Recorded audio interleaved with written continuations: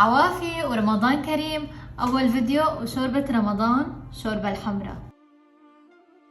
والشوربة الحمراء بدها لحمة، والبهارات قرفة وزنجبيل وهال وفلفل أسود وكمون وملح ويانسون. معلقة الطحينة لتتماسك، معلقة صغيرة زيت زيتون، لازم تكون بهالحجم الصغير.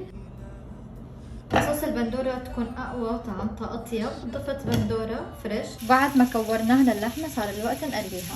هلا بالزيت البقيان من اللحمة رح نقلي الشعارية. بعد ما حمرت الشعارية رح ننقلها. طقوس أول يوم رمضان تكون في عنا الشوربة الحمراء، معلقتين بندورة الفريش،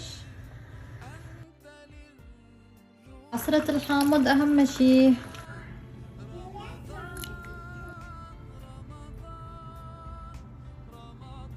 يلا نجربها سوا.